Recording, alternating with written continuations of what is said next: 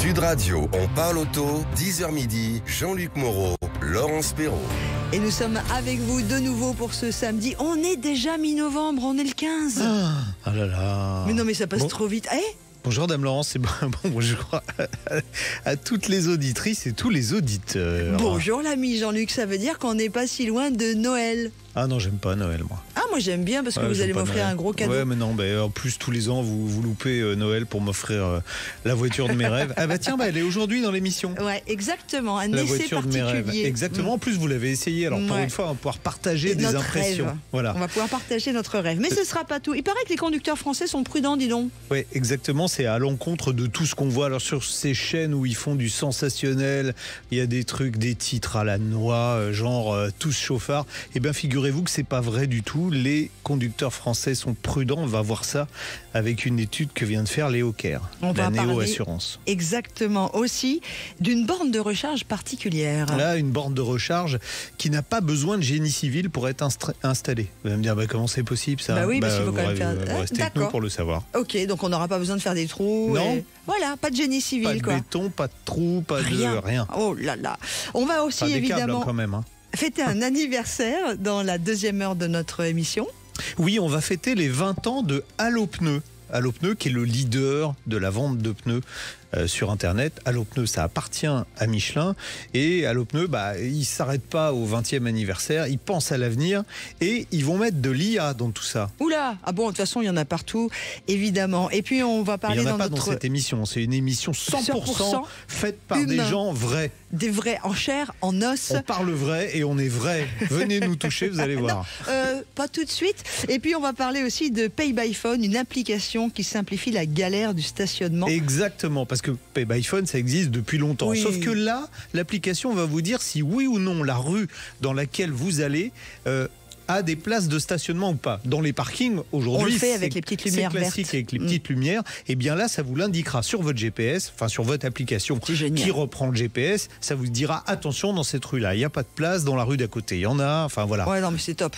Et puis évidemment, il y aura vous, parce que ça, vous avez toute la place dans l'émission. Vous nous appelez au 0826 300 300. Vous nous écrivez je participe @sudradio.fr en mettant bien On parle auto dans l'objet du mail. Et puis on vous répondra aussi un peu dans le passé, Laurence. Ah oui, c'est vrai, avec le retour de la vignette. Vous allez me dire le retour de la vignette. Le retour de la vignette, oui, mais pour les voitures de collection. Exactement. On n'aura pas celle qu'on avait avant quand on avait nos voitures, dont la première que je m'étais achetée, qui était une Prélude. Ah ben non, fallait pas le dire, parce que les gens étaient tous en train de se demander c'est quoi la voiture, c'est quoi l'essai du jour. Bon voilà, ça y est, maintenant c'est cramé, c'est la Honda Prélude. J'ai rien dit, moi, j'ai juste dit que ma première voiture c'était la Prélude. C'est vous qui avez raccroché l'ami Jean-Luc. Moi j'ai juste dit que ma première voiture c'était la Prélude. Il y avait une étiquette dessus. On va couper au montage. Ça s'appelait une vignette dans les années 90. Allez, c'est parti avec vous. On est ensemble jusqu'à midi. Sud Radio, on parle auto et de sécurité. Avec Sécuritest, prenez rendez-vous en ligne pour votre contrôle technique dans un de nos 1000 centres sur securitest.fr. Et tout de suite, on va savoir si nous, les Français, nous sommes beaucoup plus prudents que ce qu'on veut bien nous faire croire. On va en parler avec vous, Noureddine Bekrar. Vous êtes cofondateur de la Néo Assurance Léo Kerr. Oui, moi j'aime bien ce genre d'études parce que ça démontre que, contrairement à ce qu'on raconte à droite à gauche, les Français sont pas des tueurs au volant. Une étude que vous venez de réaliser, alors qui démontre que, premièrement, on n'est pas si fou au volant, mais est-ce que toutes les tranches d'âge sont concernées par ce constat ? Bonjour déjà, oui effectivement, donc c'est très intéressant d'analyser de la donnée pour avoir une idée factuelle des choses et c'est vrai qu'on a quelques informations qui vont à l'encontre un petit peu des idées reçues qu'on a tous en tête. La première, je dirais d'entre elles, c'est qu'effectivement plus de 85% des assurés n'ont pas de sinistre. Donc ce qui fait quand même que la très grande majorité n'a pas de sinistre. Mais on a tous en tête, on va dire, la minorité qui certes peut faire des accidents assez graves pour certains, donc ça on ne va pas le nier, mais en tout cas la majorité des conducteurs sont prudents et ça il faut le dire aussi. Oui, et puis alors, après, moi c'est un truc que je mesure, ça va faire 40 ans que je fais ce métier, ça fait 40 ans que je fais entre 50 et 70 000 kilomètres par an, et je peux vous assurer que dans les 20 dernières années, les conducteurs se sont vraiment calmés au volant, et aujourd'hui je trouve que les gens sont particulièrement prudents, à une exception près. Le téléphone portable, à mon avis, est aujourd'hui le fléau numéro 1. Et à chaque fois, je suis aussi motard, et à chaque fois qu'il y a un automobiliste qui me coupe la route ou qui me voit pas, il est systématiquement au téléphone. Donc ça, pour moi, le fléau aujourd'hui, c'est ça. Mais c'est vrai que sinon, les Français prennent beaucoup moins de risques qu'il y a quelques années au volant. Est-ce qu'on l'explique, d'ailleurs, dans votre étude, Noureddine Bekrar, est-ce qu'on l'explique le fait, effectivement, que les automobilistes sont plus prudents, c'est pas qu'une histoire de radar? Alors, effectivement, il y a le radar. N'oublions pas qu'aujourd'hui, les radars sont de plus en plus, vous parliez tout à l'heure d'intelligence artificielle, les radars sont de plus en plus, utilisent beaucoup de technologie. Ils utilisent aujourd'hui, comme vous le savez, de la technologie pour vérifier aussi si le véhicule est assuré ou pas. Ils utilisent en plus, bien sûr, du contrôle de vitesse. Il y a aussi le fait que les véhicules eux-mêmes soit maintenant bardé de technologies et donc notamment de contrôle de vitesse, contrôle de trajectoire, etc., etc. Alors là, je vais vous couper parce que s'il y a bien des systèmes qui sont contre-productifs, c'est ceux-là. Parce que le système d'alerte de survitesse, ça s'appelle comme ça, qui est censé normalement émettre un petit bip à chaque fois que vous dépassez la vitesse limite. Ça marche tellement mal que on le vire parce qu'il n'y a pas d'autre solution. Sinon, ça bip en permanence. Quand vous êtes sur l'autoroute et que la limitation de vitesse qu'indique la voiture c'est 50, on se doute que ça va biper tout le temps. Donc on vire le système. C'est le manque de fiabilité de ces aides à la conduite qui fait qu'on les vire. Pareil pour vous avez vu le freinage d'urgence. Aujourd'hui, ça y est, tout le monde s'est un petit peu emparé du sujet avec ce qu'on appelle les freinages fantômes. Mais la techno n'est pas encore suffisamment au point pour faire confiance à ces systèmes-là. Donc tout à fait. Elle est cependant meilleure qu'il y a 10 ans. Mais non, mais ça progresse. Ça progresse, heureusement. Ça progresse, heureusement. Alors, tout à l'heure, je parlais des catégories d'âge. En général, on stigmatise les jeunes en disant sur la route, ils ont plus d'accidents que les personnes plus âgées. C'est vrai ou pas vrai ? Alors, nous-mêmes, on a été étonnés effectivement par le résultat de l'analyse des données. Donc, ils ne sont pas aussi mauvais conducteurs qu'on le pense. Il n'y a pas une très grosse différence entre eux et le reste de la population. La seule chose, je dirais, où ils sont un peu plus moins prudents, c'est qu'il y a beaucoup plus d'accidents qui concernent un tiers, donc accidents avec un autre véhicule, qui les concernent eux, que le reste de la population.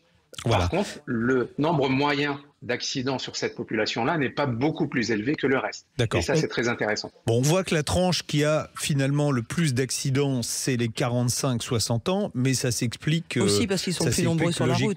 Voilà. Ouais. Exactement. Ils représentent à peu près plus de la moitié, 55% des assurés. Donc forcément, si on prend le nombre, on va dire, brut d'accidents les concernant, il est plus élevé que les autres. Par contre, le nombre moyen pour 100 contrats, on va dire, pour une centaine de conducteurs, est moins élevé que le reste de la population. Bon, au-dessus de 60 ans, c'est là qu'on a le moins d'accidents. Et pareil, c'est pas lié en fait à la dangerosité des conducteurs, c'est que c'est des gens déjà qui roulent moins et puis qui roulent alors j'allais dire différemment. Il y a une sagesse, certaines sagesses peut-être qui s'installent. Tout à fait, c'est vrai, tout à fait. Donc, on a aussi constaté ça, mais ça, effectivement, je dirais, les gens pensent qu'il y a beaucoup plus d'accidents pour les gens d'un certain âge.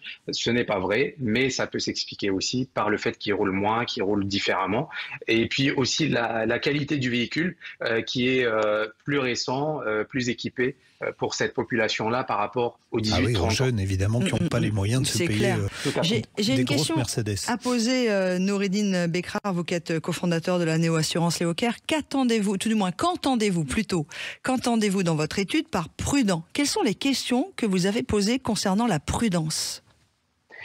Alors, c'est assez classique, c'est le respect déjà des limitations de vitesse au maximum, le respect du code de la route. Voilà, donc c'est des choses assez classiques et les gens répondent de manière assez honnête parce que c'est des sondages anonymes, c'est ce qu'on leur demande en tout cas, mais ça fait partie effectivement des questions qu'on a posées aux conducteurs pour construire cette étude. Bon, alors là, vous allez me dire si je me trompe, quand on est assureur, on assure un risque. Donc plus le risque est élevé, plus on va payer cher de cotisations d'assurance. Là, on a vu que finalement, toutes les catégories étaient à peu près équivalentes à peu de choses près. Comment on peut expliquer la différence de tarif qui est parfois très importante entre des jeunes conducteurs et des seniors ?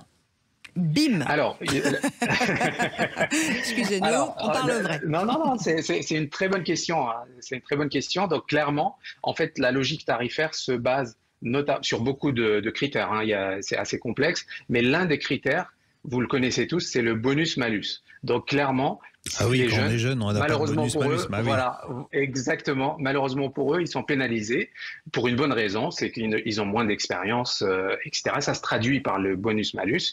Et donc, ce bonus-malus est un paramètre important dans le calcul des tarifs. Et donc, ils se retrouvent effectivement à payer plus cher. Donc là, typiquement, sur la prime moyenne, hein, la prime, c'est le prix annuel de l'assurance. C'est peut-être un terme qui n'est pas utilisé par le commun des mortels, mais en tout cas, sur la prime moyenne annuelle, on a un écart de 23% entre quelqu'un qui est dans la tranche 18-30 ans versus quelqu'un qui a plus de 60 ans. Wow. Donc c'est principalement, 23%.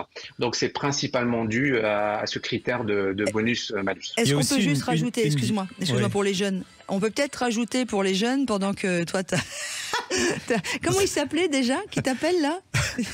Danny Wilde. Danny Wilde. On peut peut-être rappeler d'ailleurs pour les jeunes, pour gagner en termes de bonus sur la première assurance, de ne pas hésiter à faire la conduite accompagnée, et surtout aux parents d'assurer leurs enfants quand ils sont en conduite accompagnée sur leur propre assurance. Ça fait gagner des pourcentages au niveau du bonus, on est d'accord?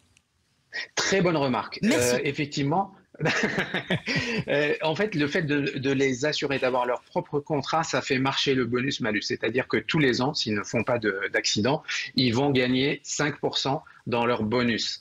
Et ça, le seul critère, je dirais, qui fait marcher ça, c'est le fait d'avoir leur propre contrat. S'ils sont assurés avec leurs parents, ça ne marche pas et ils vont rester sans bonus. Et ils vont, de toutes les façons, devoir le payer tôt ou tard. Donc, c'est très important que les parents prennent un contrat spécifique pour leurs enfants. Bon, voilà. Et vous avez raison aussi, sur la partie conduite accompagnée. Oui. Ça, on le prend en considération dans la tarification. Ça, c'est un critère aussi qui va faire que quelqu'un qui a fait de la conduite accompagnée est moins risqué.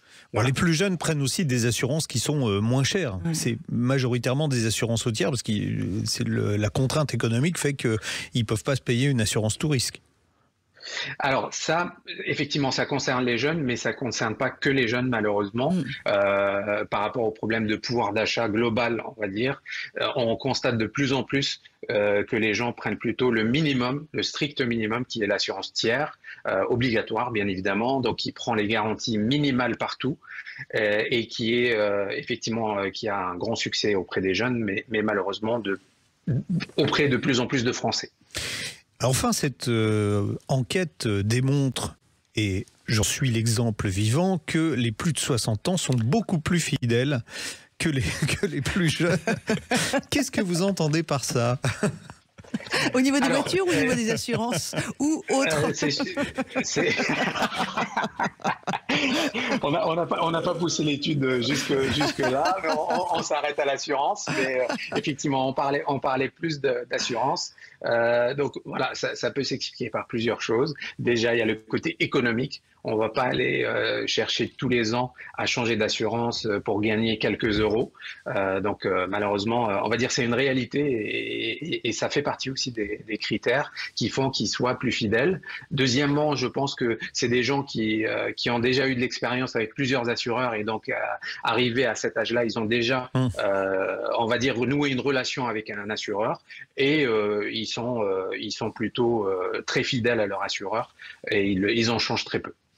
Eh bien, merci beaucoup Noureddine Bekrar, cofondateur de la néo-assurance Léocare, pour nous avoir éclairé et avoir mis fin à cette légende du français chauffard.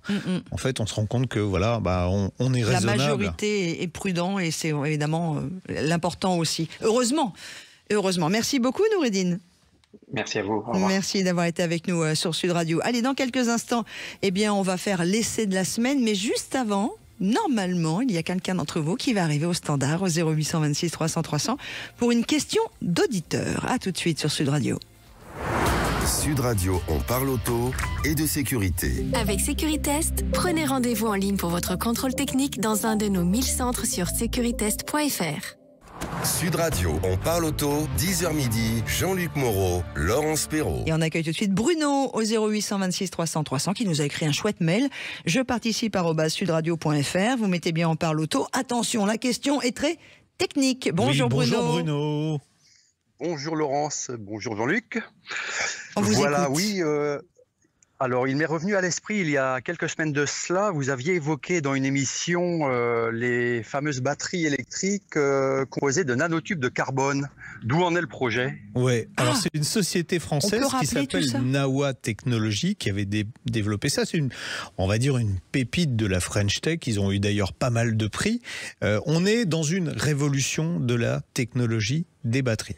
Malheureusement, l'Europe met beaucoup moins de moyens que les Chinois pour développer ces technologies-là. Bon, Nawa Technologies a été victime de gens qui veulent faire du profit trop rapidement. C'est comme ça que je peux vous le vendre en étant politiquement correct. C'était une idée géniale qui n'est pas totalement abandonnée parce que la société a été reprise par le fonds Kouros en 2023 et il s'oriente désormais sur la fabrication de piles à combustible.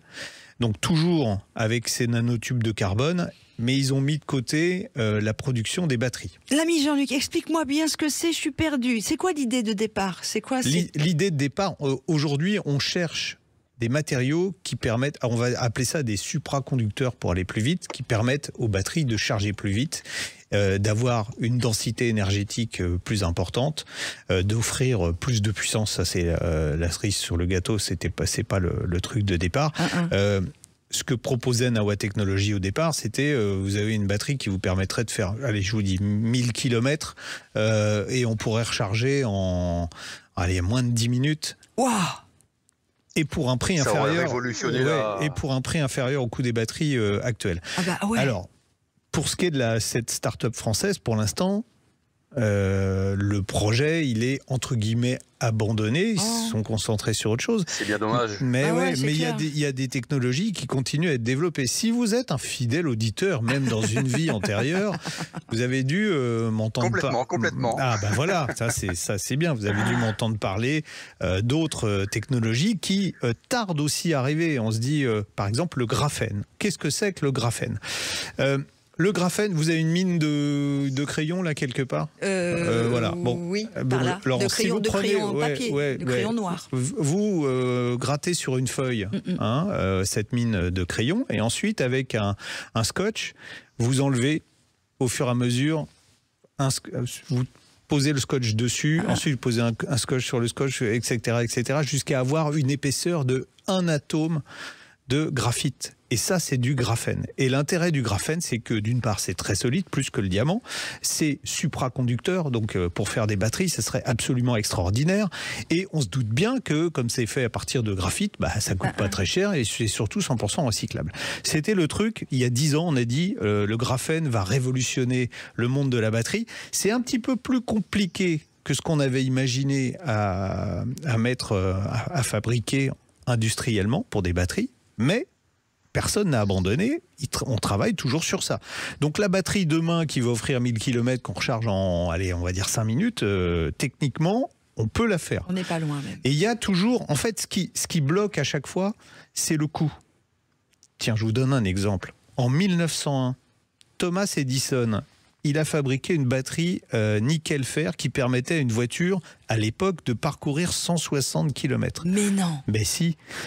Le problème, pourquoi cette batterie n'a jamais existé? Ça aurait permis aux véhicules, vous savez, au début du XXe siècle, il y avait une concurrence entre la vapeur, il y avait encore des voitures à vapeur, l'électrique et les véhicules à pétrole. Pétrole ou biocarburant, puisque beaucoup de voitures roulaient à l'éthanol.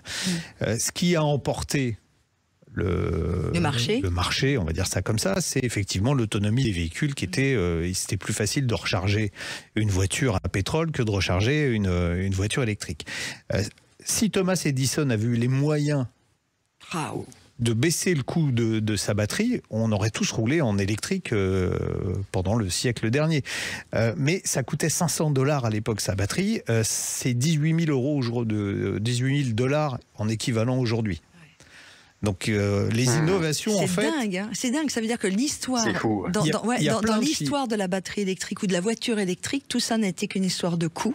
Sinon, on basculait sur un monde qui serait en voiture électrique. Il y a dans les laboratoires des batteries extraordinaires. Les satellites qui partent dans l'espace ont des batteries qu'on aimerait avoir dans nos voitures électriques. C'est juste un problème de coût. Mais vous avez vu qu'avec les Chinois, les technologies de batterie évoluent à vitesse grand V. C'est même complètement dingo. On a aujourd'hui, c'est impressionnant. C'est possible de recharger une voiture électrique en 10 minutes. C'est plus une utopie. Quand je disais ça il y a 10 ans, je disais vous inquiétez pas, on arrivera à charger en 10 minutes. Tout le monde disait c'est n'importe quoi. Oui, parce délire, que ça reste un frein encore quand vous interrogez les gens. Ça reste encore l'un des freins principaux avec le prix de la voiture, de se dire mais moi je vais pas faire 600 km, je vais pas m'arrêter toutes les 2 heures, etc., etc. Non, mais le prix de la voiture aujourd'hui est un frein énorme. Oui, mais plus l'autonomie. On a parlé de la semaine dernière de la nouvelle petite Renault Twingo électrique qui est superbe. La grenouille. Voilà, mais qui vaut 20 000 €. Ça fait 135 000 francs. Vous imaginez à l'époque une Twingo à 135 000 francs. Bruno, vous avez quoi comme voiture, vous?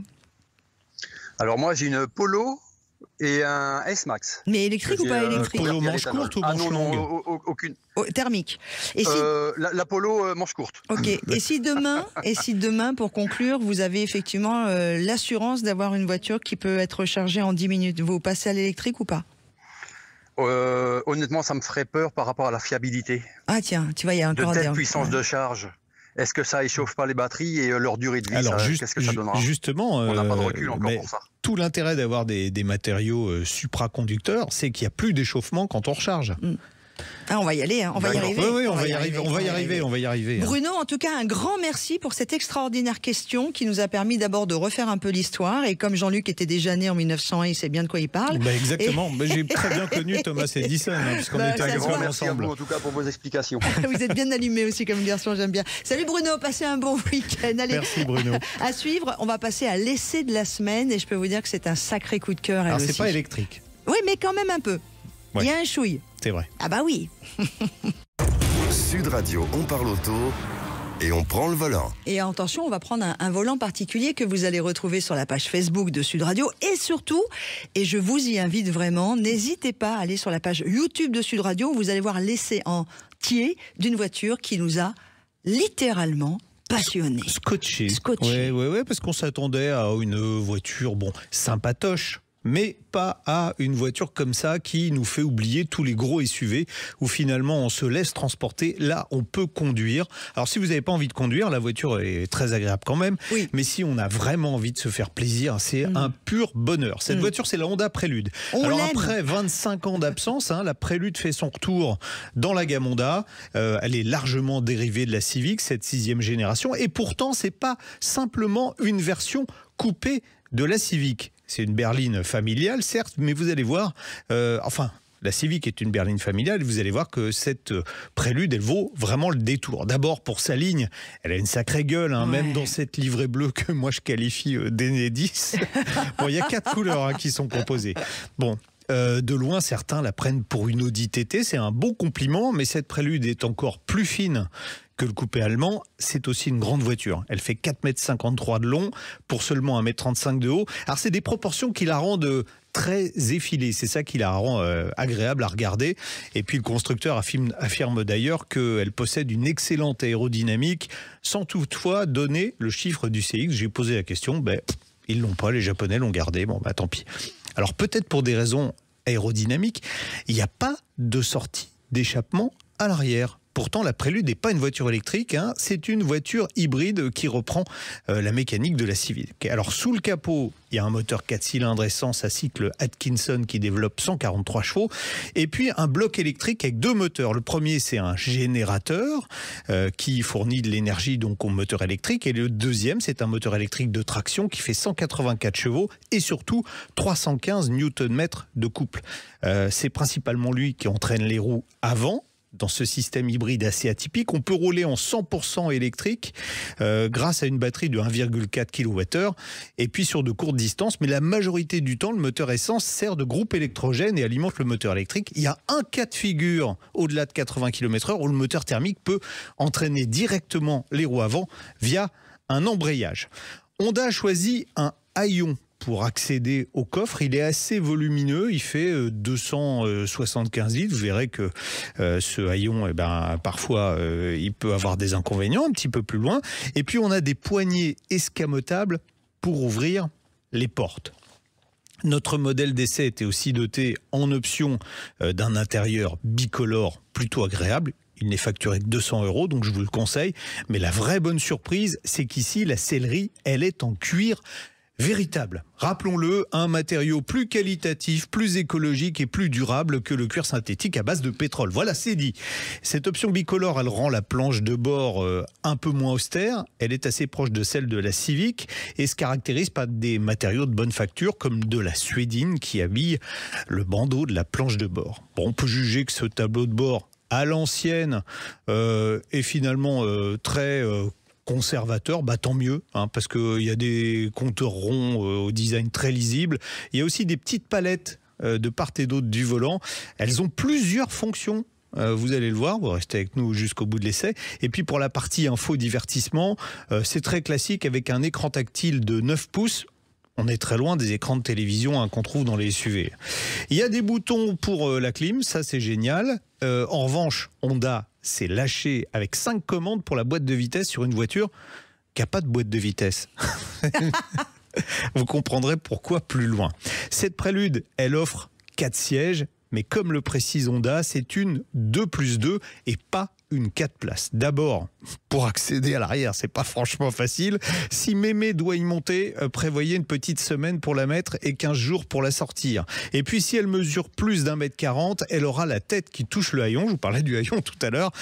Donc c'est franchement pas confortable, c'est vraiment du 2+2, pas de la 4 places. On est mieux installé à l'avant. Le passager dispose d'une assise de siège qui est plus moelleuse que celle du conducteur, mais je vais arriver à le dire, tellement je suis ému. Ouais, mais la meilleure place, c'est vraiment celle du conducteur. Bon, allure tranquille, sur la position confort, on apprécie à la fois le confort de la suspension active, qui est proche de celui de la Civic, et puis la douceur générale de la mécanique. Cette Prélude, elle avale d'ailleurs bien mieux les ralentisseurs que la plupart des berlines. On a vraiment le sentiment d'être au volant d'une berline électrique avec une grande fluidité et puis une belle réactivité du moteur électrique à la moindre pression sur l'accélérateur. Ça, c'est le couple, 315 Nm. On n'entend pas non plus le moteur thermique lorsqu'il se met en route et qu'on roule doucement. Bon, les palettes au volant, quand on est raisonnable et qu'on roule doucement, elles servent à régler la récupération d'énergie. Il y a 7 niveaux qui vont de la quasi roue libre à pratiquement de la conduite à une seule pédale, si ce n'est que le véhicule ne va pas jusqu'à l'arrêt complet. Gros avantage de cette Prélude, c'est qu'on a plusieurs voitures en une. Il suffit de passer sur la position GT et le caractère de l'auto se transforme. La suspension devient plus ferme. Les montées en régime sont ponctuées de passages de rapports fictifs, mais on peut encore aller plus loin en choisissant la position Sport et puis en activant le mode S plus Shift. Cette fois, le châssis de la Civic Type R, puisque le châssis est celui de la Civic Type R, la super sportive de la gamme Civic, donne sa pleine mesure. Malgré les 1473 kg, la voiture se comporte comme un karting. La direction, elle a une précision chirurgicale, elle permet de placer la voiture où on veut, et figurez-vous en plus que l'électronique aide même la voiture à tourner en virage. Si on y ajoute un freinage puissant et facile à doser, on a vite fait de se prendre pour un pilote de rallye, et c'est d'autant plus facile que la mécanique fait preuve, elle aussi, d'un tempérament qu'on n'attendait pas. Je vous ai dit, c'est la mécanique de la Civic qui est assez sage, mais là, cette fois avec les palettes au volant, on peut commander 8 rapports presque réels de la boîte qui n'existe toujours pas. On n'a pas mis une boîte de vitesse, mais les ingénieurs sont même allés jusqu'à créer une petite rupture de couple au moment où le faux rapport passe qui donne vraiment l'impression d'avoir une boîte mécanique. Et quand vous arrivez en virage que vous rétrogradez, ça fait ce qu'on appelle une relance. Donc vous avez un petit coup de gaz. On a vraiment le sentiment d'avoir une boîte mécanique. Bon, les performances sont pas décoiffantes en 188 km/h, 0 à 100 en 8 secondes 2, mais en revanche, les sensations sont bien là. Et puis elles sont doublées. Et c'est sans doute le plus important, d'une grande facilité et d'une grande sérénité au volant. Et puis la passion rejoint la raison quand on parle de consommation à rythme déraisonnable, je vais le dire. J'ai consommé 8 litres d'eau au 100, c'est vraiment pas beaucoup. Et à allure de bon père de famille, l'auto se contente de 5,5 litres au 100. Là aussi, un chiffre remarquable. Bon, le tableau serait, alors on va dire presque parfait. On oublie les places arrière. Si Honda n'était pas un petit peu gourmand côté tarif, à 49 900 € la Prélude est un poil cher, mais on se console avec les 150 € de malus seulement. Et puis il y aura que 400 exemplaires de la voiture vendue en France, donc on n'en croisera pas à tous les coins de rue. En tout cas, si vous avez envie de vous payer un coupé, il n'y en a plus sur le marché, c'est terminé. Honda va être pratiquement le seul. C'est, allez, je vais le dire, la voiture la plus sympa de l'année à conduire. Ouais. Voilà. Pour l'instant, je suis d'accord. Bon, j'en ai pas conduit autant que vous. Moi, ça a été un vrai coup de cœur aussi. Alors, je suis assez d'accord avec vous. C'est pas une familiale telle qu'on l'entend. Non, on a deux places de secours. C'est ça. C'est ça. On peut quand même mettre quelqu'un au milieu. Mais en termes de plaisir de conduite, c'est quand même assez étonnant. Parce que c'est très facile. Elle est très collée au sol. Ouais. Elle est particulièrement séduisante. Vous verrez dans la vidéo longue, on est sur une route qui s'appelle, je l'invente pas, la route de la colle. Et on a vraiment l'impression que la voiture, elle est collée à la route. On l'a essayé d'ailleurs sur ce qu'on appelle les préalpes de Grasse. Donc des routes quand même très sinueuses, montagnardes et tout. On s'est quand même bien fait plaisir. Moi, franchement, pareil. Bravo Honda.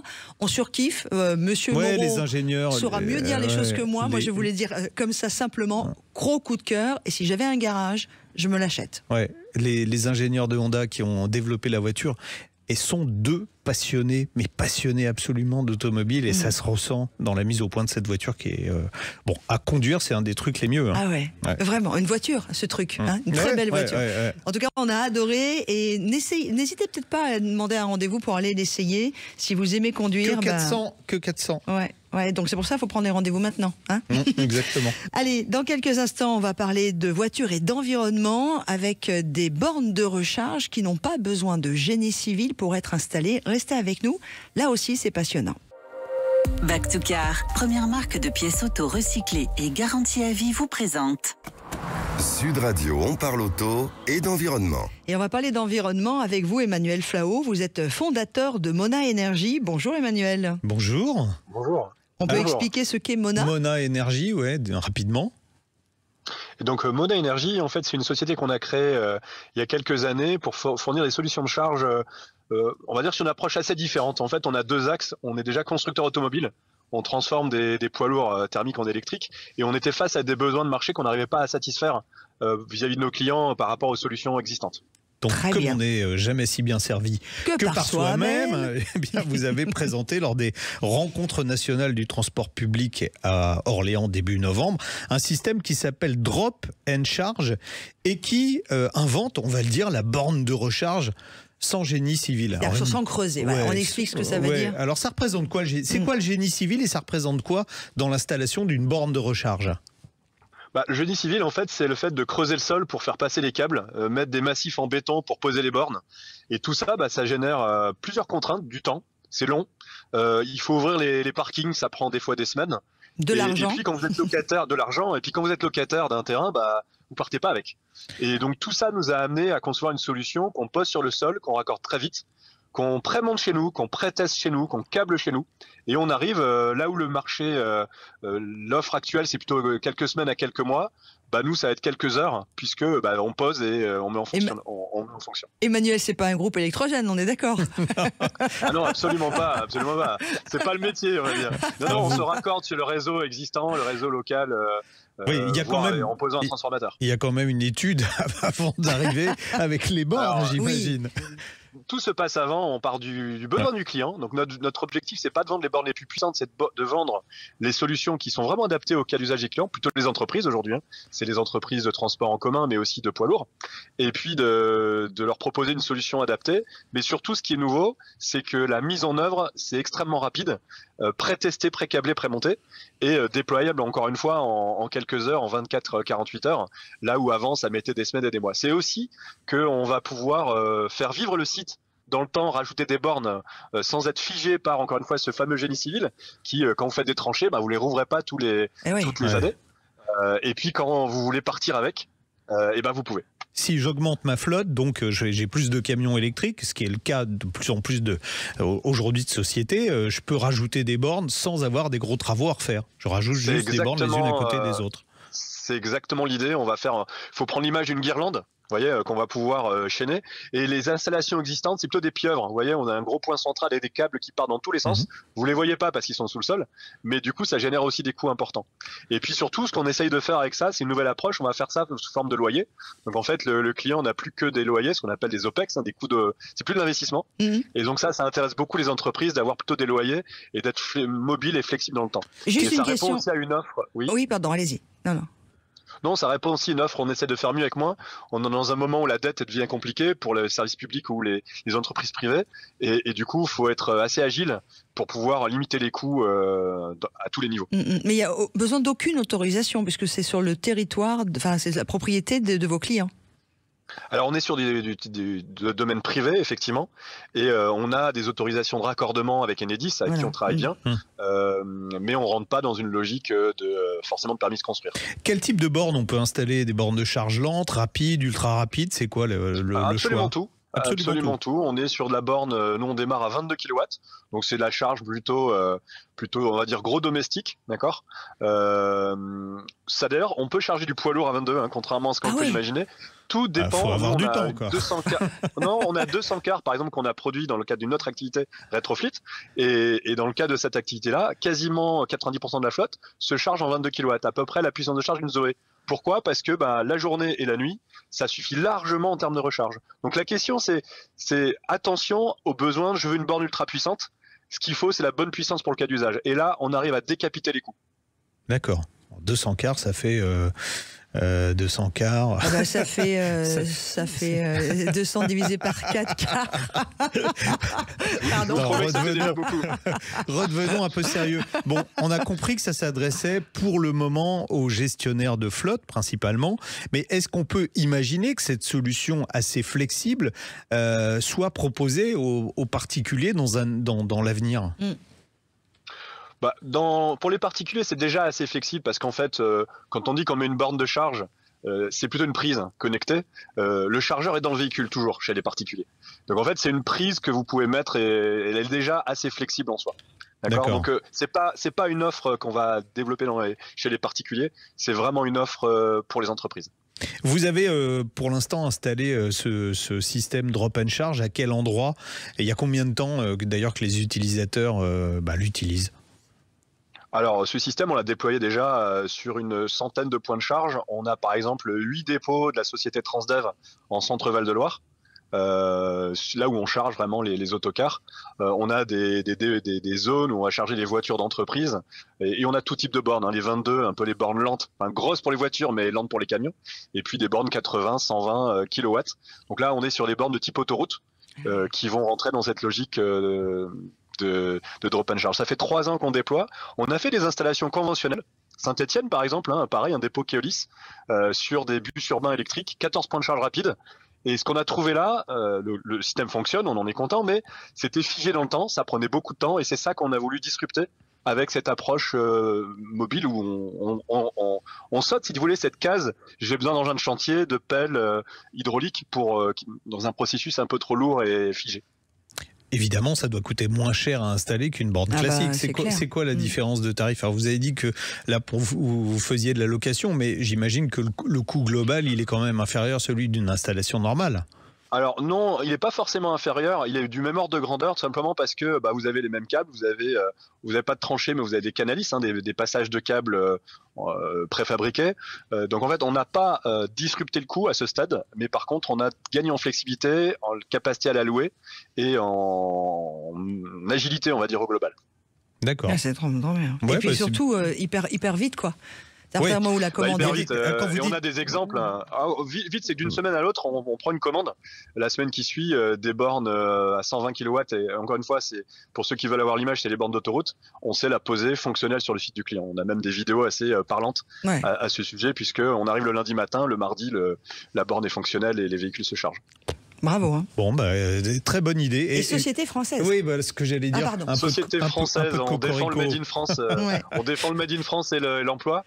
Et alors pas Mon Énergie, mais la partie rétrofit, par exemple, on sera présent demain au salon du Made in France à l'Elysée, puisque le véhicule sera posé devant l'Elysée, et donc ça répond en fait à la partie recharge de l'activité.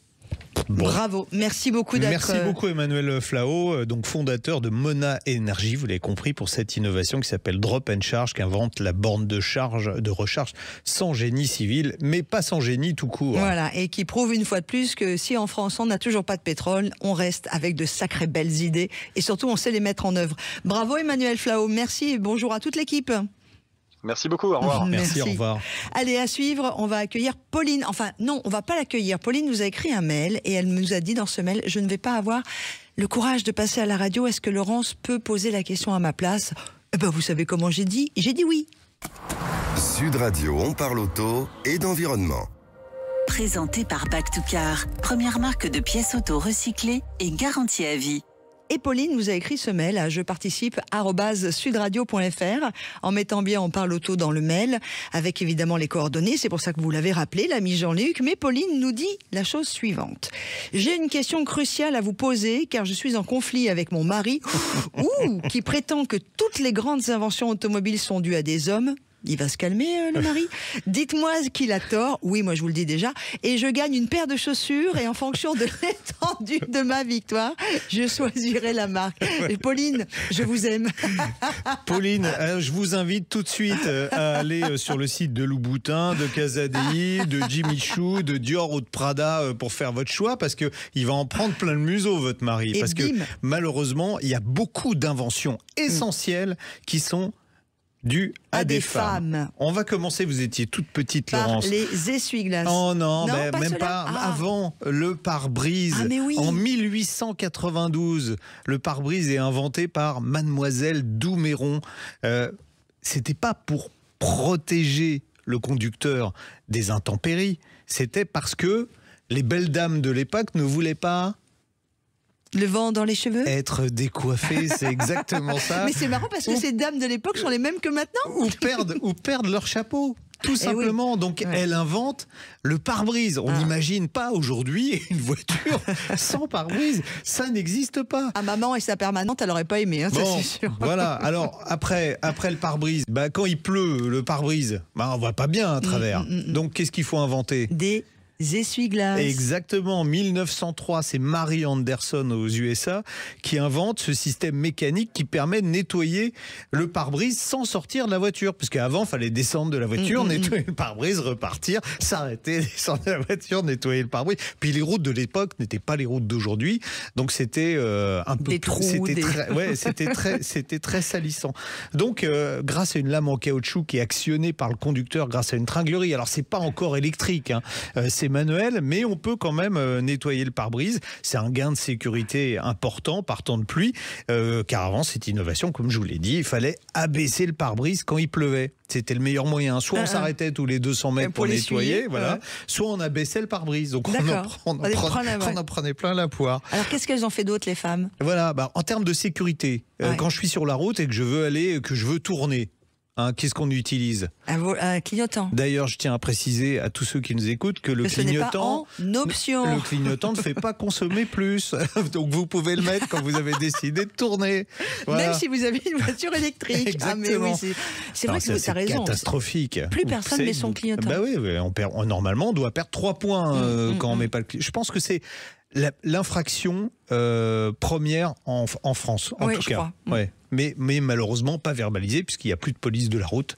Donc, dis donc, si ce matin, en quittant ma jolie ville de banlieue sud, il y avait un contrôle routier, dis donc.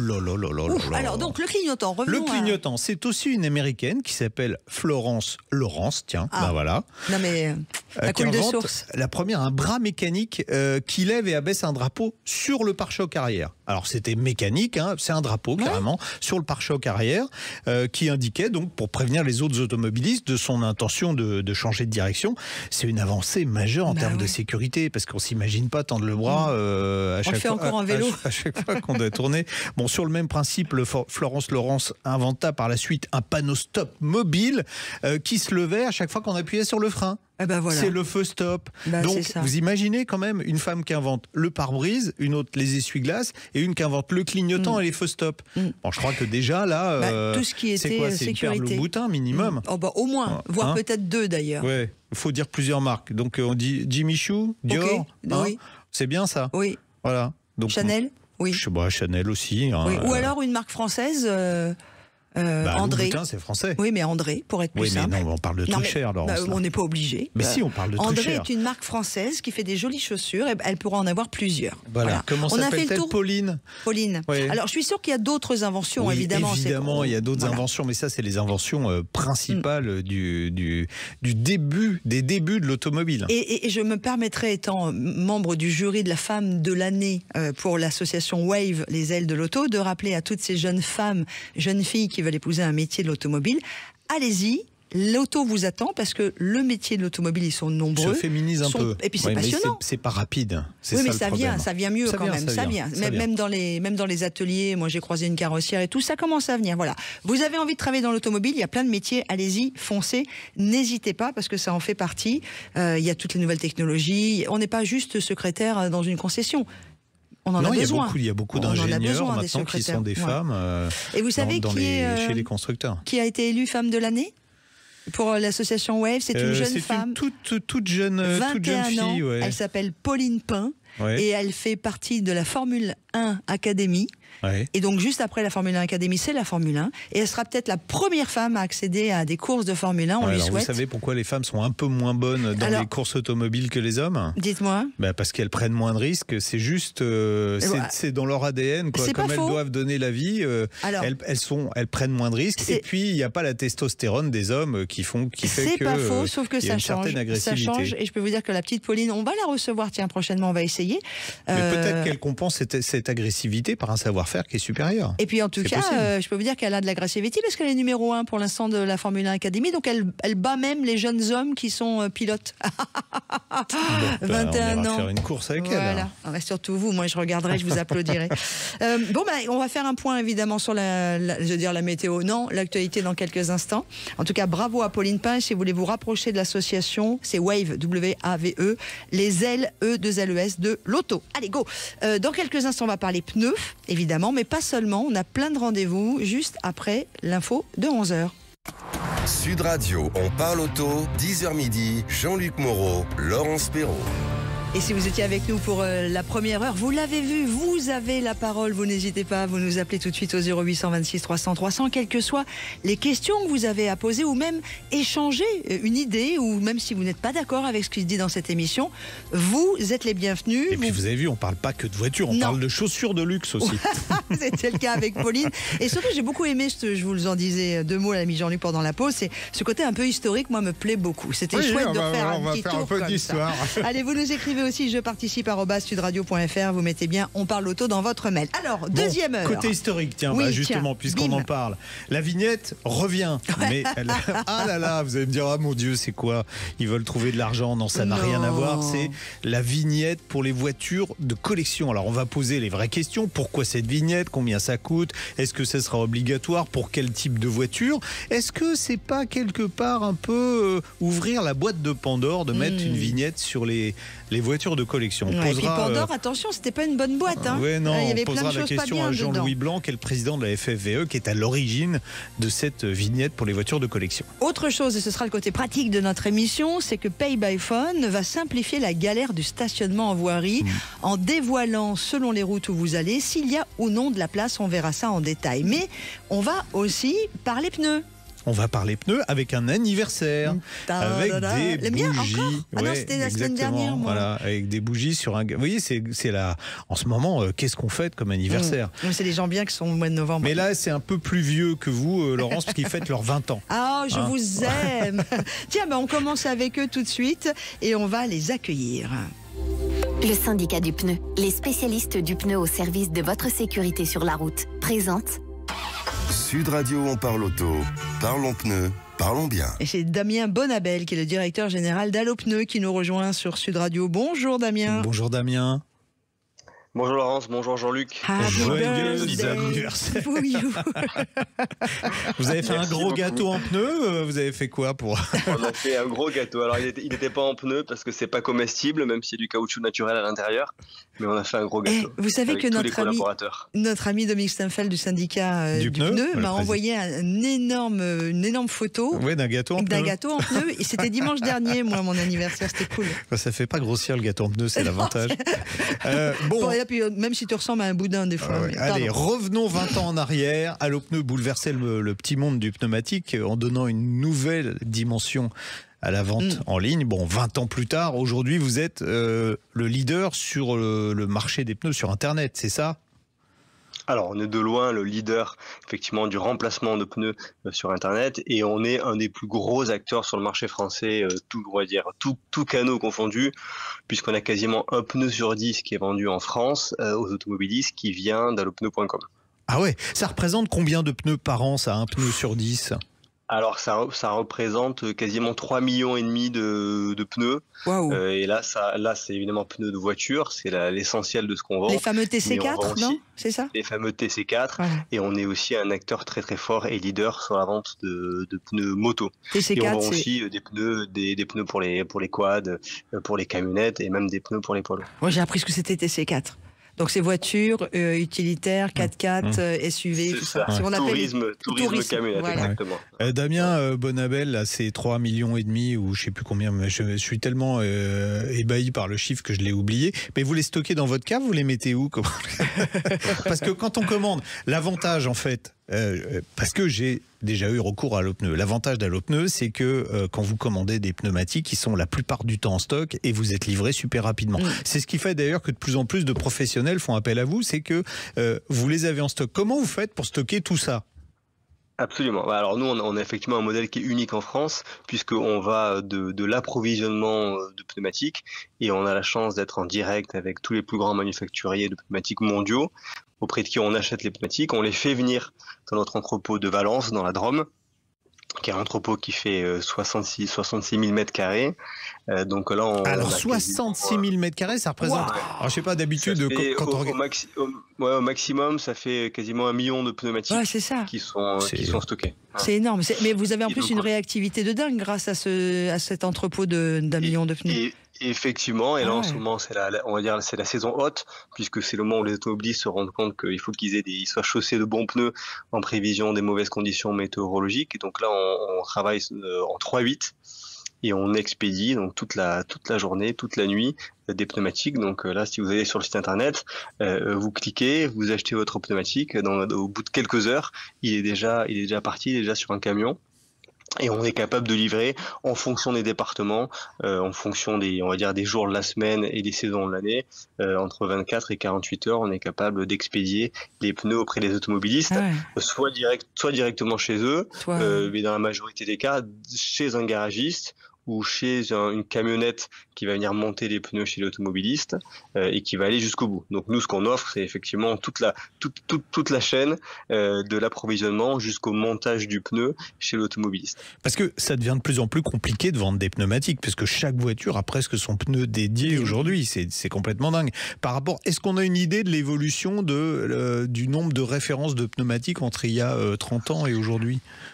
Alors, c'est même plus récent que ça. On estime que dans les 10 dernières années, le nombre de références a augmenté de 50%, qui va continuer encore à augmenter d'au moins de 25% dans les 5 prochaines années. Donc à l'échelle de 30 ans, on est largement sur un doublement. Et là, ça a 2 conséquences. La première, c'est que c'est plus compliqué d'avoir les pneus. Et c'est là où nous, le fait qu'on ait un entrepôt logistique qui soit en France, qu'on gère nous-mêmes, ça nous permet d'avoir une grande disponibilité, une grande rapidité dans l'expédition. Et puis il y a une autre conséquence pour les automobilistes, c'est la complexité du choix. Parce que quand vous avez beaucoup d'offres sur un produit qui n'est pas forcément facile à comprendre et à lire comme le pneu, c'est un peu plus difficile. Et là, on a une particularité chez Allopneu qui nous démarque de l'ensemble des distributeurs, c'est qu'on est capable, notamment en utilisant la data, l'intelligence artificielle et tous les avis des consommateurs, de donner à l'automobiliste une recommandation très précise sur la base de son véhicule. Oui, parce que c'est ce que disent en fait les vendeurs traditionnels. Ils disent, nous, on a l'avantage d'avoir un vrai conseil avec un professionnel à qui vous pouvez vous adresser. Vous arrivez avec votre voiture et lui va vous conseiller les bons pneus, alors que si vous les commandez sur Internet, ça sera pas peut-être la montre idéale. Je pense que c'était vrai à une époque, mais aujourd'hui, on a beau être le meilleur vendeur et le meilleur connaisseur de pneus du monde, on peut pas connaître les 25 000 ou les 30 000 références qu'il y a sur le marché. Ouais. Et puis en plus, quand on vend des pneus, on n'a pas forcément des retours sur l'usage des pneus auprès des automobilistes qui ont vendu le pneu. Nous, aujourd'hui, on a plus de 800 millions de kilomètres parcourus par les automobilistes, sur lesquels on a des avis consommateurs. D'accord. Et donc, quand vous allez sur allopneu.com, vous rentrez votre plaque d'immatriculation, vous rentrez votre dimension, vous choisissez le véhicule qui est associé, et derrière, nous, on vous donne une recommandation qui est basée sur 500 000 avis consommateurs au moment, dans les semaines qui ont suivi l'achat, mais aussi tout au cours du cycle de vie du pneu. Et c'est ça qui permet après au consommateur de comparer et de choisir son pneu. Damien Bonabel, c'est quoi les pneus ? Vous avez des tendances, des pneus les plus demandés, La grosse tendance pluriannuelle depuis 10 ans, c'est l'explosion du pneu 4 saisons, qui est venu grignoter un petit peu la vente des pneus hiver, puis la vente des pneus été. Et là, on va rentrer dans un monde où on va quasiment vendre autant de pneus été que de pneus 4 saisons. Ouais. Évidemment, c'est la grosse tendance. La différence de prix par rapport à une filière classique en passant par Allopneu, c'est quoi en moyenne ? Alors, c'est difficile de vous donner un chiffre. Les filières classiques, il y a plusieurs filières, hein. Il y a plusieurs types d'acteurs qui vendent des pneumatiques. La spécificité, évidemment, sur allopneu.com, c'est qu'on a les prix qui sont les moins chers du marché et on a aussi beaucoup de promotions qui sont présents toute l'année. On a tout le temps au moins 3 promotions qui sont en cours et on a aussi une grande variété de produits, ce qui permet aux consommateurs de trouver, on va dire, un produit qui répond à son besoin d'automobiliste, de l'entrée de gamme jusqu'au haut de gamme. Ouais. Autrefois, quand on commandait des pneus en ligne, une des galères, c'était le montage. On avait affaire à des professionnels qui étaient parfois un petit peu limites. Aujourd'hui, est-ce que vous avez d'abord fait un tri parmi les gens qui sont vos prestataires ? Et qu'est-ce qui se développe le plus ? Il y avait du montage à domicile. Alors moi, je ne pouvais pas en bénéficier à l'époque. J'étais dans le Val d'Oise. Et malheureusement, il n'y avait pas de camion qui se déplaçait dans le Val d'Oise. Aujourd'hui, on peut faire monter ses pneus à domicile partout. Et quels sont les acteurs qui travaillent avec vous ? Alors, je vous confirme qu'effectivement, on a fait un gros tri. Vous l'avez dit, on a eu 20 ans. Il y a eu plusieurs phases et plusieurs vies dans ces 20 ans. Donc aujourd'hui, on a fait un gros tri. On a une satisfaction des automobilistes qui est assez importante au niveau du montage. On a du montage partout, à quelques kilomètres de la totalité des Français. Soit c'est des garages indépendants, soit effectivement c'est des réseaux. On travaille avec plusieurs réseaux de pneumaticiens, comme Euromaster par exemple, et d'autres aussi. Et puis on travaille avec des monteurs. Donc là c'est une franchise Allopneu. Ils travaillent quasiment exclusivement avec des clients Allopneu. Et c'est des camionnettes mobiles qui viennent jusque chez l'automobiliste.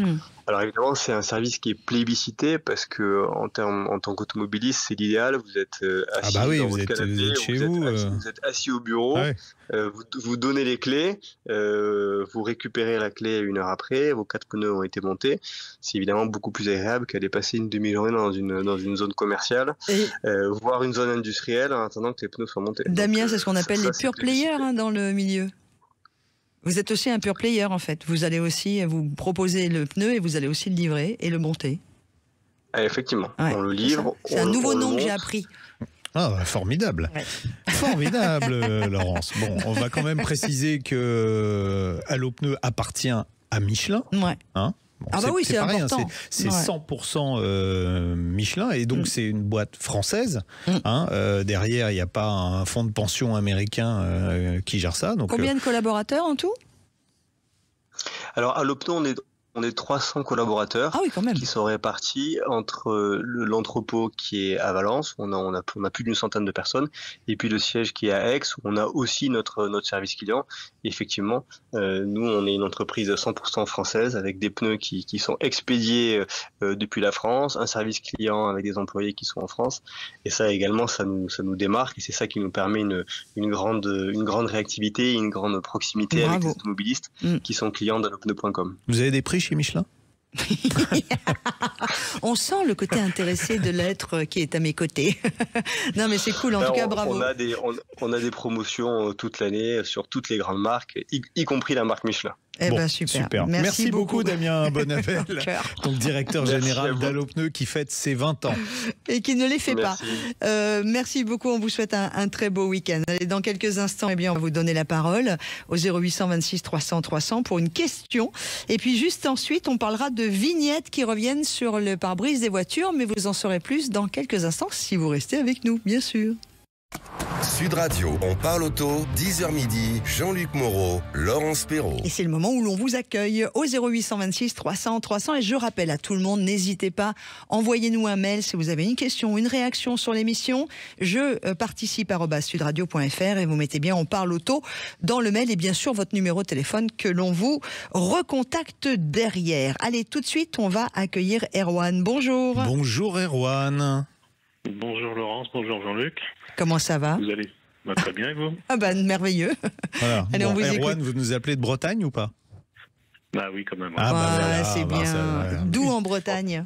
Entre Nantes et Vannes, à côté de la Roche-Bernard. Ah, la Roche-Bernard, qu'est-ce que c'est joli. On n'est pas loin aussi de Guémené, de ses andouilles. Oui, bah d'accord. Que j'adore personnellement. Moi, j'aime beaucoup l'andouille de Guémené. J'y vais bientôt, il y a des essais BYD qui sont du côté de la Roche-Bernard. Ah, trop bien, c'est trop joli. Allez, avant de manger une galette saucisse avec vous, on vous écoute, Erwan.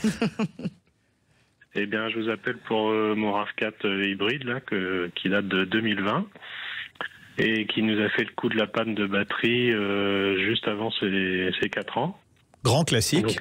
Donc, la seule panne qui puisse arriver apparemment. Et bon, ça a été compliqué pour trouver une batterie. On était en vacances. Enfin bon, c'était l'enfer.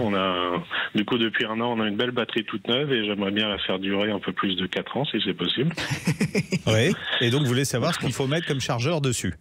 Bah oui, moi j'avais un chargeur que je mettais sur mes petites voitures avant, mais sur celle-là, j'ose pas quoi. Quel ampérage il a ce chargeur? Ça, je ne saurais pas vous dire. Vous allez regarder dessus. Ah, bam. Vous allez regarder dessus et je vais tout vous expliquer. Avant ça, je vais dire un merci à un auditeur qui souvent me critique, mais il a parfois raison. Alors, je ne vais pas dire tout le temps parce qu'on va dire que je suis nul. Mais Alphonse Lemaître, on a parlé batterie il n'y a pas longtemps et je vous ai parlé des batteries AGM en vous disant c'est du gel dans la batterie. Alors, c'est pas du gel, mais c'est vrai que tout le monde fait l'erreur, y compris moi. Voilà.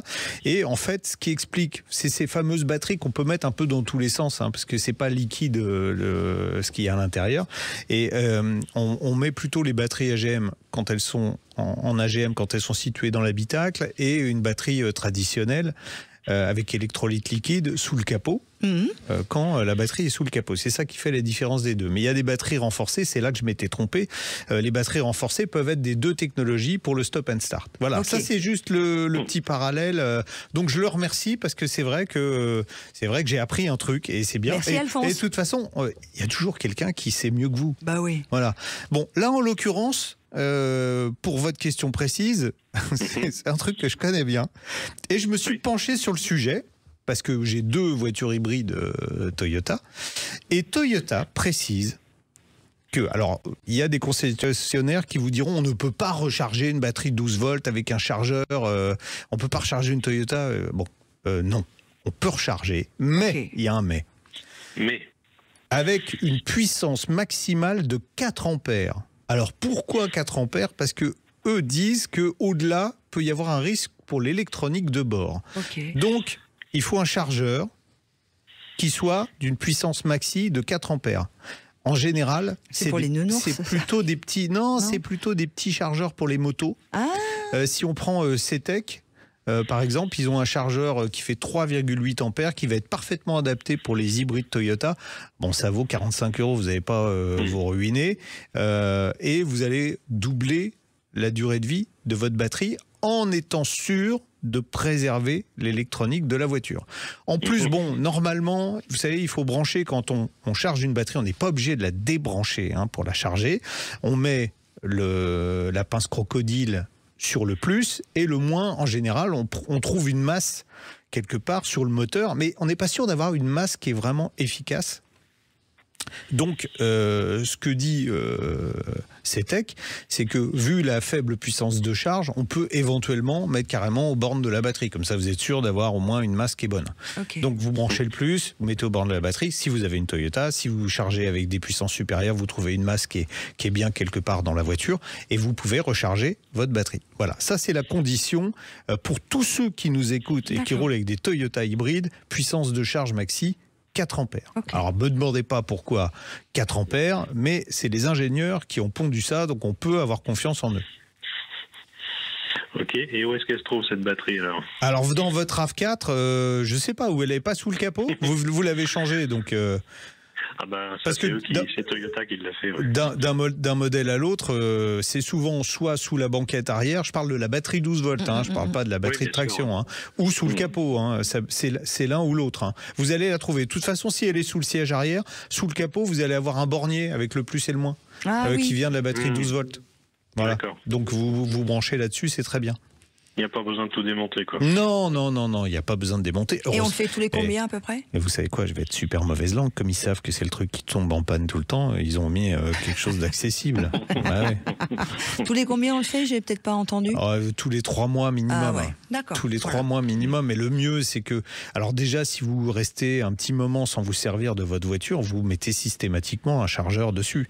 Le chargeur, il arrête de charger quand la batterie est pleine. Donc il n'y a pas de risque de surchauffe de la batterie. D'accord. Tous les chargeurs intelligents modernes, ils font ça. Bon ben voilà, Erwan. C'est super, j'avais une question subsidiaire. Allez, pour 100 € de plus, vous y avez droit.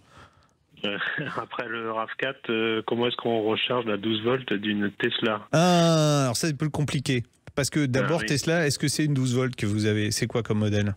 Parce que c'est une Y. Une Y, et il y a des Y, je crois, qui sont en 48 volts sur les batteries de.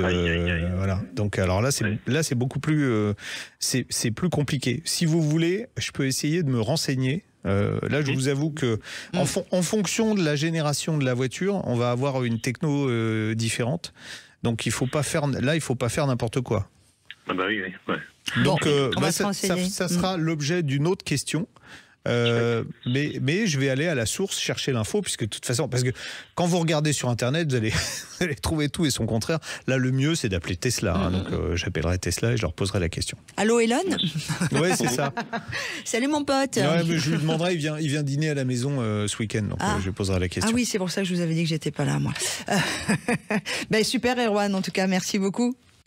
Merci beaucoup. Et bon week-end du côté de la Roche-Bernard, en Bretagne. Ouais, bon week-end, à la prochaine. Merci, on vous embrasse fort. Allez, dans quelques instants, on va parler voitures de collection et vignettes. À tout de suite. GS27, spécialiste des soins auto, moto et vélo depuis 1968. GS27, l'excellence française pour l'entretien de vos véhicules. À découvrir sur gs27.com. GS27 présente... Sud Radio, on parle auto, Classic Cars. Et on va parler avec le président de la Fédération française des véhicules d'époque, monsieur Jean-Louis Blanc, d'une nouveauté, l'ami Jean-Luc. Exactement, qu'aurait pu être une très mauvaise nouvelle dans un autre contexte, le retour de la vignette. Mais là, la vignette pour les voitures de collection. Bonjour Jean-Louis Blanc. Bonjour. Bonjour. Bon, il y a un petit moment que c'est dans le tuyau, cette vignette pour les voitures de collection. Alors pourquoi déjà vouloir une vignette pour les voitures de collection? Mais c'est pas nous qui le voulons, c'est la très grande majorité des collectionneurs, parce que ça existe déjà en Allemagne, ça existe en Italie, ça existe en Belgique et ça n'existait pas chez nous. C'est-à-dire un signe distinctif qui permet de reconnaître les véhicules de collection parmi les autres. Un signe que les collectionneurs pourront apposer sur leur pare-brise. Qui est original, qui est vert, qui ressemble à rien d'autre et qui donc signale l'existence de ce véhicule et surtout que ce véhicule est un véhicule de collection avec tous les soins qui vont avec de la part de son propriétaire. Oui, alors pour parler de justement de la vignette en elle-même, c'est vrai qu'elle ressemble aux vignettes d'époque. Elle a cette forme octogonale avec l'année du véhicule dessus. Voilà, c'est pas une taxe, c'est pas une taxe. Voilà. et puis il y a un petit code barre qui permet aux forces de l'ordre, par exemple, si vous êtes dans une ZFE, de voir tout de suite si c'est un véhicule qui a le droit d'être là ou pas. Oui, c'est pas un titre de circulation, c'est pas un titre de navigation, c'est simplement une indication. Une identification, voilà. Une identification du véhicule. Quelle couleur ? Elle est verte. Ok. Elle est pas mal. Ouais. Alors, on dit véhicule de collection, mais est-ce que il faut obligatoirement une carte grise portant la mention véhicule de collection pour l'obtenir ? Ah oui, absolument, parce que donc ici c'est un véhicule qui doit avoir plus de 30 ans. Qui ne doit plus être fabriqué et qui doit être dans sa configuration d'origine. Moyennant quoi, c'est les 3 conditions qui permettent aux collectionneurs d'obtenir une carte grise de collection. D'accord. Qui est un, si vous voulez, le véhicule change de nature. C'est un moyen de transport et ça devient un élément de patrimoine quand il passe en collection. Ah, d'accord. Avec quelques particularités juridiques associées à ce statut. Le contrôle technique n'est que tous les 5 ans. Les véhicules roulent très peu en fait. En moyenne, ces véhicules roulent 10 fois ou 15 fois moins que la moyenne. Donc c'est vraiment c'est très faible par la circulation. Mais surtout, ils ne peuvent pas être obligatoirement détruits. Vous savez, en matière d'assurance, si les réparations. Oui, s'il y a un accident grave, ouais. Voilà, exactement. Voilà. Ouais. Donc ils ne peuvent pas être détruits sans l'accord du propriétaire. Ouais. Et ça, c'est très important pour la plupart des collectionneurs. Bon, ça veut dire que si j'ai une vieille Renault 12, mais qu'elle n'est pas en carte grise de collection, je ne pourrais pas avoir la fameuse vignette. Ah ben non, c'est toujours un moyen de transport votre voiture. Après, on a toujours on a tout intérêt de la faire passer, cette fameuse Renault 12. Oui, il y a beaucoup d'avantages, on en a déjà parlé. Oui. Il y a plus d'avantages que d'inconvénients aujourd'hui étant en carte grise de collection, sauf si vous bossez avec votre voiture. Si votre Renault 12 vous sert à faire la tournée de je sais pas quoi. Des Grands-Ducs. Pourquoi pas. Pour livrer des vins. Jean-Louis Blanc, est-ce qu'elle est obligatoire cette vignette ? Non, elle est facultative. C'est à la volonté de chaque collectionneur de l'acheter ou pas. Elle est abordable. Elle coûte 15 €. Et on la commande où ? À la FFVE ? Sur le site de la FFVE, oui. Il n'y a pas de bug. Elle est ouverte depuis 4 ou 5 jours. Il n'y a pas eu encore un seul bug. Donc ça devrait. Waouh, bravo. C'est facile. Voilà. Formidable. Et comme l'ancienne vignette, il faut la renouveler ? Celle-là est valable 5 ans. Elle est valable 5 ans. C'est bien. Voilà. Oui. Ça fait. C'est une dépense très très très modique et combien ? Parce que vous savez 15 €. 15 €, oui, donc c'est rien. Mais les véhicules peuvent changer de catégorie, ils peuvent revenir à un usage normal. C'est possible aussi. Oui, on peut, contrairement à une vieille légende, c'est vrai qu'un véhicule en carte grise de collection peut repasser en carte grise normale. D'accord. Bien sûr, avec évidemment contrôle technique à la clé, mais c'est normal. Oui, tout à fait. On est bien d'accord. C'est le même prix quel que soit le véhicule, parce qu'autrefois, la vignette se différenciait d'un modèle à l'autre avec des prix. C'est une taxe. D'accord. Voilà. Je répète, ce n'est pas une taxe. Jean-Louis Blanc, justement, j'ai une question. J'adore être l'avocat du diable dans cette émission. Ça n'est pas une taxe pour l'instant, mais est-ce que c'est pas la porte ouverte justement à une future taxation ? Mais pourquoi voulez-vous ça ? Merci. Parce que le gouvernement cherche un peu d'argent, ça vous a pas échappé. Oui, ça, nous savons tous. C'est pas faux. Non, mais j'ai vu que parfois les véhicules de collection avaient été cités dans le projet de taxe d'impôt sur la fortune improductive, vous savez ? Ah oui. Improductive, qui remplacerait l'impôt sur la fortune immobilière. Mais c'est tout sauf improductif, les véhicules de collection. C'est une économie aujourd'hui. C'est bien sûr. l'emploi. Mais bien 4 sûr. milliards d'euros de chiffre d'affaires, ça fait vivre le tourisme, ça fait vivre des hôtels, ça fait vivre... Donc bien c'est sûr. tout, ça fait productif. C'est vraiment ça fait vraiment partie de la vie économique. Hein. Déjà, le libellé de cette taxe, mais c'est ridicule, improductif. Ah, ça, je sais pas. Parce que vous imaginez que les gens qui ont de l'argent le laissent sous le matelas dans leur chambre? Non, non, c'est de l'argent qui sert justement à accorder des prêts dans les banques. Enfin, c'est d'un ridicule. Donc ça, vous nous garantissez que ça n'arrivera pas. Les véhicules de collection ne seront pas intégrés dans le patrimoine. Vous ne savez pas. Vous savez pas. En tout cas, vous vous battez contre. Voilà. En plus, comment déterminer le prix d'une voiture de collection? Franchement, c'est extrêmement compliqué. Ça dépend du véhicule, du marché, de l'état du véhicule. Bien sûr. Donc on voit la difficulté de faire des codes d'ailleurs, donc je vois pas comment ils pourraient s'en sortir s'ils décidaient d'attribuer une valeur à ce genre d'objet. C'est un peu compliqué. Voilà. Mais parlons pas de taxes, parlons plutôt il y a déjà 270 villes et villages qui se sont déclarés favorables à l'accueil chez eux sur une place au centre-village. Oui, ça c'est très bien. Collection, voilà. Donc c'est ça qui est... On veut les noms. C'est notre patrimoine. Vous les avez sur le site. Et les clubs les connaissent. Et tous les jours, il y a de nouvelles candidatures à ce label de ville d'accueil des véhicules de collection. D'accord. Mais si on commande beaucoup de vignettes, on peut avoir un prix ou c'est 15 €? Non, parce que j'ai un ami collectionneur qui est assis sur mon siège et peut-être qu'il en a beaucoup à commander. Bon, en tout cas, merci beaucoup Jean-Louis. Merci Jean-Louis Blanc, président de la Fédération française des véhicules d'époque. Qui était avec nous pour nous parler de cette fameuse vignette voiture de collection. Que vous pouvez donc commander sur le site de la FFVE. Et c'est vrai qu'elle n'est pas moche. Hein. Ouais, non, elle est verte. Elle a un petit côté rétro qui est bien, avec l'année du véhicule qui est écrit, puis un petit code barre. Il vous en faut quelques-unes. Mais c'est bientôt Noël en même temps, vous pouvez passer une commande. Un cadeau à 15 €, ça va.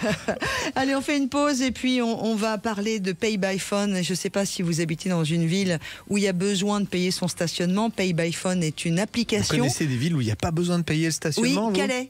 Calais, elle a enlevé le stationnement payant. Quelqu'un d'intelligent. C'est des zones bleues. Ça va. Oui, ça va. Non, mais là, vous prenez un PV si vous dépassez. Non, mais ça limite la durée aussi. Non, mais il y a des villages. Ah oui, il y a des petites bourgs qui n'ont pas de paiement. Donc, en tout cas, tout ça pour vous dire que si vous êtes dans une ville où vous ne connaissez pas Pay by Phone, restez. Et si vous connaissez Pay by Phone, restez. Donc, conclusion, restez. À tout de suite. Sud Radio, on parle auto, Classic Cars. Avec GS27, spécialiste des soins auto, moto et vélo depuis 1968. GS27, l'excellence française pour l'entretien de vos véhicules. À découvrir sur gs27.com.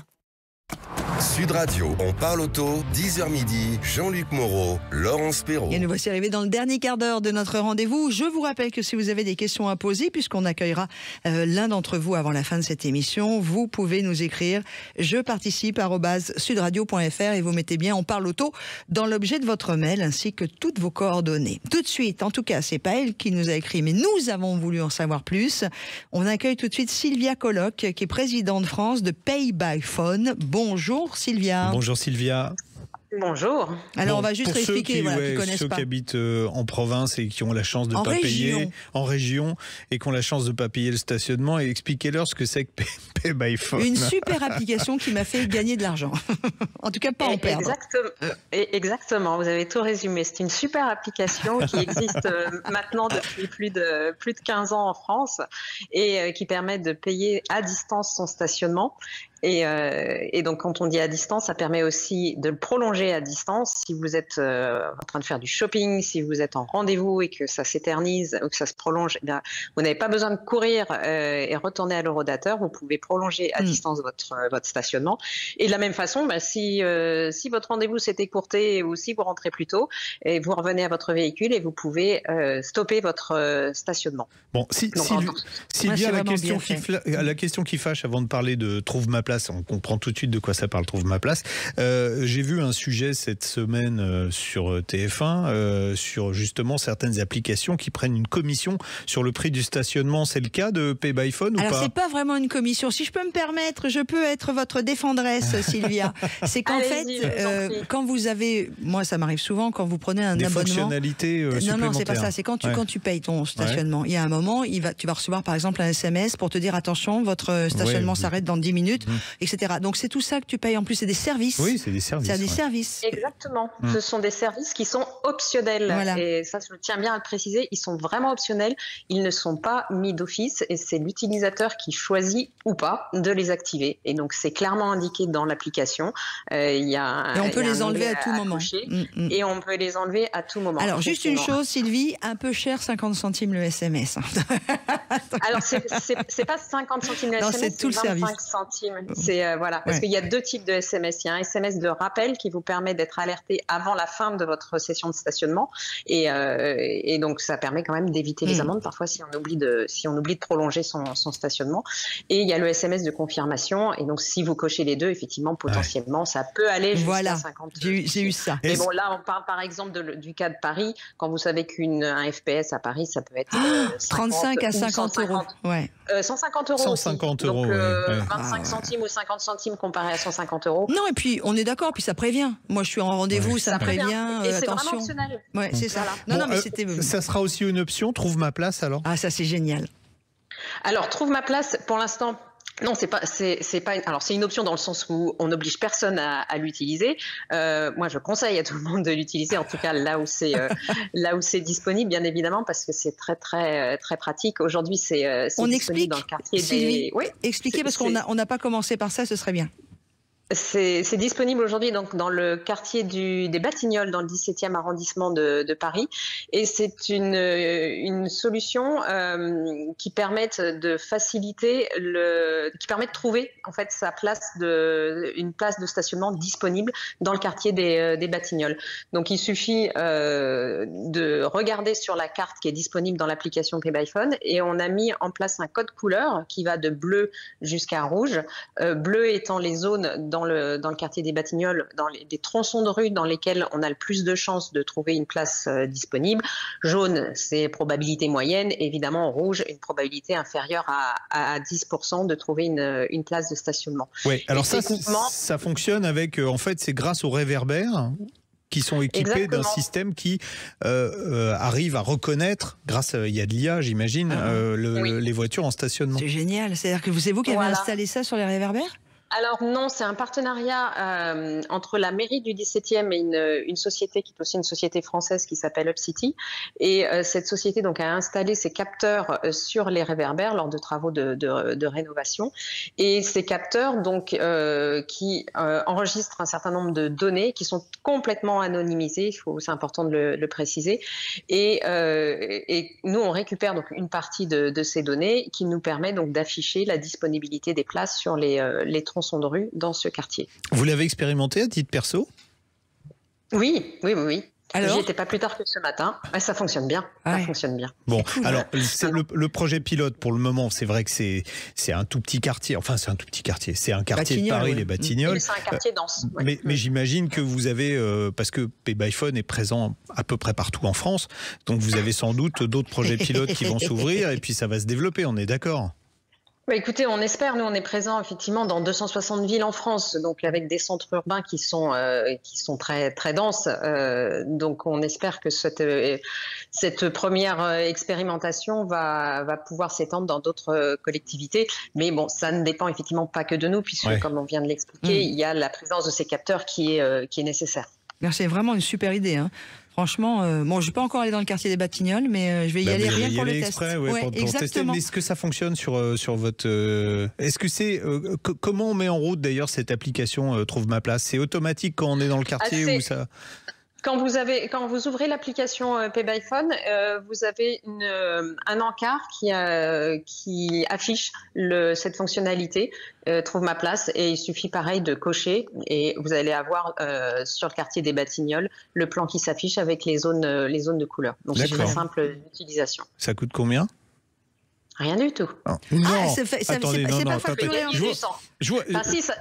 Ça vous fait économiser énormément de temps. Ouais. Donc, Sylvia Colloque, je vous repose la question parce que je pense que vous n'avez pas bien entendu. Combien ça coûte? Non, mais à l'utilisateur. Non, mais c'est gratuit. À l'utilisateur, ça ne coûte rien. C'est gratuit, vous faites des économies parce que c'est quoi? C'est 40% des voitures qui circulent en agglomération qui cherchent une place, c'est un truc comme ça, hein. Je crois que c'est complètement hallucinant. Oui, c'est de l'ordre de 30 à 40%. Et il y a même des études qui indiquent que le temps perdu dans les grandes agglomérations, le temps perdu, la moyenne, c'est 17 heures par an à chercher une place de stationnement. Oui, que ce soit à Paris, à Bordeaux, à Montpellier, à Lyon, à Grenoble, du bruit, de la pollution. La pollution, exactement. Donc ça participe aussi à l'amélioration des conditions environnementales. Sylvia Colloque, j'ai ouvert mon appli exprès pour faire mon radio achat sur Sud Radio.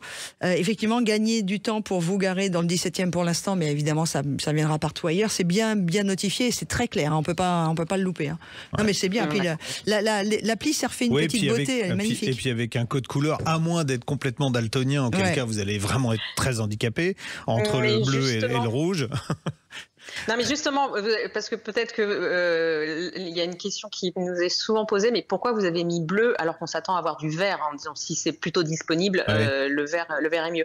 Mais justement parce que vous l'avez noté, notre application s'est refait une beauté et on a amélioré énormément de choses sur la partie accessibilité dans les contrastes. Et il s'avère que du vert, jaune, rouge, ça passe pas bien en termes de contraste. Et il y a beaucoup de personnes qui distinguent pas bien le vert et le rouge, alors que le bleu est mieux accepté. Donc c'est pour ça qu'on a choisi cette grâce à vous. Est-ce qu'il y aura une application en braille pour les aveugles? Non, mais c'est pas ça. Mais grâce à vous maintenant, grâce à Pay by Phone, on va voir la vie en bleu. C'est cool quand même. Ça, en tout cas, bravo. Merci beaucoup, ça nous sert bien. Sylvia Colloque. Et dès que vous ouvrez d'autres villes, vous venez, on en parle. Oui, avec plaisir. Parce que Paris n'est pas la France et que nous sommes écoutés de partout. On vous embrasse, on vous souhaite un bon week-end. Allez, on va finir cette émission en compagnie de Thibaut qui a une question à nous poser. Sud Radio, on parle auto. Quelle auto choisir? Bonjour Thibaut. Bonjour Thibaut. Bonjour Laurent, bonjour Jean-Luc. Comment ça va? Ça va, impeccable. Et vous êtes où?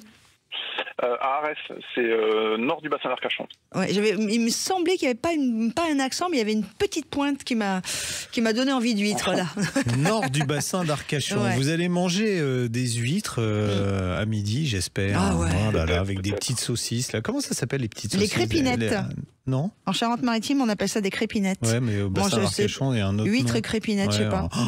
Oh là, vous me faites envie, arrêtez, je salive déjà. Bon, Thibaut, on n'est pas là pour parler d'huîtres et de crépinettes, mais on vous écoute. Bon, on vous écoute. Ben voilà, alors j'appelais Jean-Luc parce que en fait j'ai mis ma voiture au contrôle technique il n'y a pas longtemps. C'est un Kuga FlexiFuel de 2019. Et en fait, vu qu'il totalise aujourd'hui 115 000 km, je me posais la question de savoir si c'était une bonne idée de le garder ou de le vendre pour un autre véhicule avec tout un tas de... j'avais mis dans le mail un cahier des charges. Oui, vous avez mis... il y en a 5 km de long. Mais ça va, vu que j'ai appris à lire récemment, j'arrive à m'en sortir maintenant. Donc, alors, déjà, le Kuga, à l'époque, vous l'aviez acheté pourquoi? Parce que il était un peu tout seul sur le marché. Hein. C'était le seul modèle neuf FlexFuel qui était vendu en France à la fin des années 2010. Et c'était pas le meilleur véhicule FlexiFuel en plus. Hein. Donc, c'est un vieux moteur qui avait été adapté à l'éthanol, au super-éthanol E85, et qui est, je ne sais pas combien vous consommez, mais il est un peu gourmand, le bestiau. C'est ça, c'est ce que je me suis rendu compte au fil des années. Moi, je l'ai acheté, c'était une fin de Valois, donc je l'ai acheté d'occasion, il avait 40 000, je crois. D'accord. Et c'est vrai que je fais du 11 litres au 100 à peu près, parce que je fais pas mal de villes. Oula.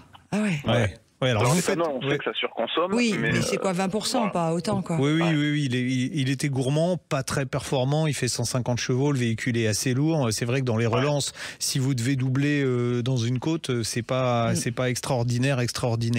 Donc, alors, si vous voulez changer, parce que dans ce que vous m'avez mis, on va gagner du temps. Hein, vous m'avez parlé aussi, vous m'avez dit voilà, je voudrais regarder également, alors un Dacia Jogger GPL, parce que vous êtes grand, hein, vous faites 1m90. C'est ça.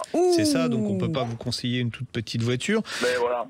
Vous vouliez aussi éventuellement une Ford Focus FlexiFuel. Alors, le truc de la Ford Focus, bon, vous mettrez 1,90 m dedans, mais vous avez mis plus loin dans votre mail que vous voulez un grand coffre. Alors, vous voulez une petite voiture, un grand coffre. Ça n'existe pas.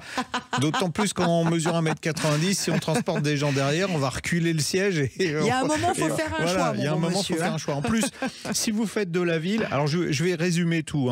Si vous faites de la ville, la Focus FlexiFuel, qui a une hybridation 48 volts, en ville, c'est pas l'idéal. Les hybridations faibles comme ça permet pas de gagner en consommation. D'ailleurs, cette voiture, en ville, elle consomme à peu près 10 litres au 100. Donc, franchement, vous n'allez pas gagner grand-chose par rapport au véhicule que vous avez. Il y a un bon choix, mais qui nécessite peut-être d'investir un peu de sous.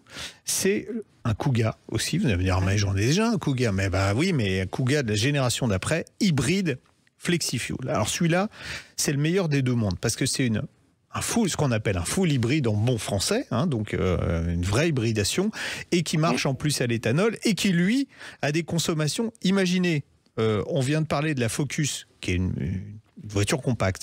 La Focus qui fait 10 litres au 100. Je parle de consommation de super éthanol de 85. 10 litres au 100 en ville, alors que le Kuga hybride FlexiFuel, lui, il a 6 litres en ville. Alors que c'est une voiture plus grosse.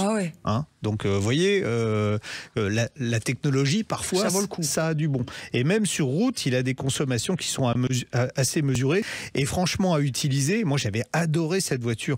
Il y a, vous savez, sur le site, sur la chaîne YouTube de Sud Radio, il y a un gars qui fait des essais. Je crois qu'il y a une vidéo de l'essai de la Ford Kuga. Il n'est pas assis sur ton siège ? Ouais, c'est ça.